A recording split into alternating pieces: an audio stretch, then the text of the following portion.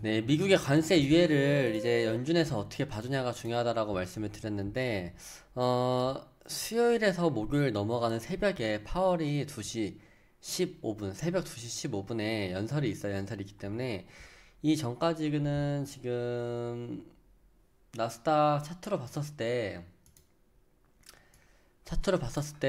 일봉상 여기 박스권에서 움직일 거예요. 지금 프리장에서도 박스권 상단을 올라가긴 했는데, 근데 지금 여기 오늘 여기 자리를 넘겨준다라고 하면 다음번 저항 자리인 19,567까지는 올릴 수 있는 자리가 있어요. 지금부터 한 1%에서 1% 후반대 정도 올라가면 이제 저항을 맞는 거거든요. 그래서 1%한 1.8% 정도 더 올라갈 자리는 있는데 제가 보기에는 뭐 주말에도 관세가 오락가락 했잖아요.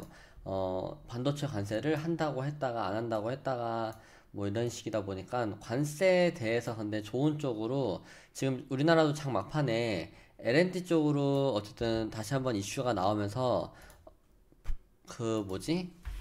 동양철간 동양철간이 좀 쏘아 올렸고 넥스틸도 지금 넥스트레이드 시장에서 다니고 있고 포스코 스틸리온 뭐 포스코 인터내셔널 이런 것들이 소폭 오르는 흐름을 보여줬어요. 오르는 흐름을 보여줬기 때문에 그래도 좀 기대를 해볼 만하지 않나.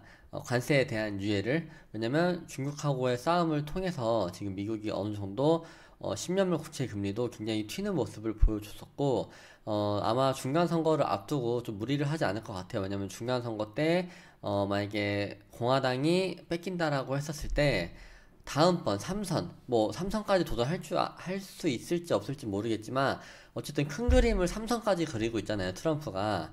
그런다고 했었을 때는 제가 보기엔 관세에 대한 정책은 좀 유동적으로 좀 유두리 있게 좀 넘어갈 것 같아요. 그러면 국장도 지금 국장 지수 차트 보시면 그래도 오늘 뭐 나스닥을 많이 따라가진 못했지만 근데 빠진 거에 비해 차트는 비슷해요.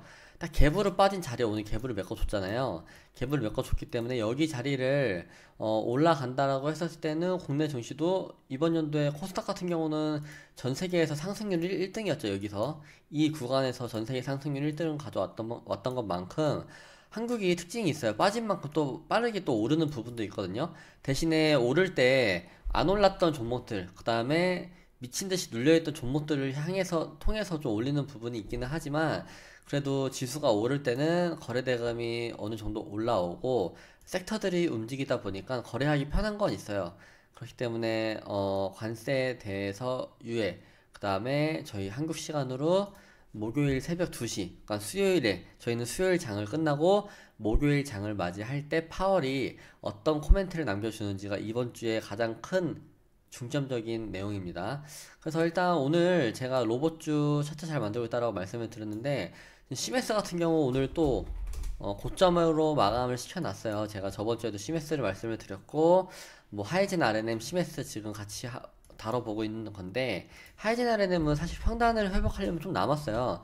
33,300원대 부근이라서 요 정도 부근에서 아직 손실권이다라고 보시면 되는데 로봇주들이 오늘 AI 쪽으로 이재명 대표랑 엮이면서 그러니까 이재명 대선 후보랑 엮이면서 AI 관련 주들이 많이 올랐잖아요. 예를 들면 지금 대장으로 움직이는 건 이스트 에이드, 그 다음에 오늘 YG넛도 잘 올랐고 YG넛 같은 경우는 오늘 상한가 가기 전 25% 부분에서 YG넛도 제가 뭐 말씀드리는 종목이었는데 25% 부분에서 좀 정리를 시켜드렸는데 어쨌든 AI 쪽도 올랐으면 어쨌든 흐름이 다음번에는 정책주로 로봇주도 넘어올 수가 있어요. 왜냐면 로봇 산업도 미래 산업이고 한국에서 키워야 되는 산업이거든요. 그리고 중국이 지금 휴머노이드를 굉장히 치고 나가고 있기 때문에 그래서 시메스가 지금 시가총액이 2천억 오늘 딱 3천억 됐네요. 3,024억. 그리고 하이젠 RNM은 좀 높아요. 총액이 거의 1조 정도 가까워서 아마 요번에 바닥에서 움직일 때는 시메스가 좀 지금 바닥을 찍고 31%가 올랐거든요. 그러면 시메스가 좀 재장으로 움직일 수도 있는 가능성이 높다.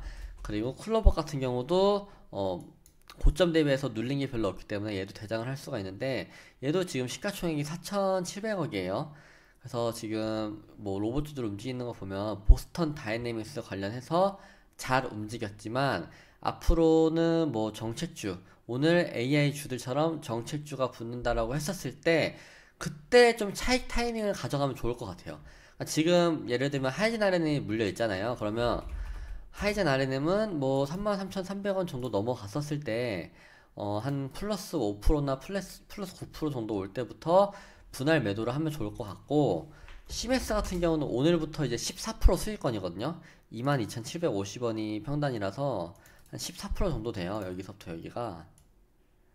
그래서 14% 정도 수익권인데, 이 종목도 뭐 정체주가 붙어서 슈팅이 나왔을 때 그때 가져가면 좋을 것 같다. 뭐 사실 로봇주는 이번 하반기까지도 상승 사이클입니다.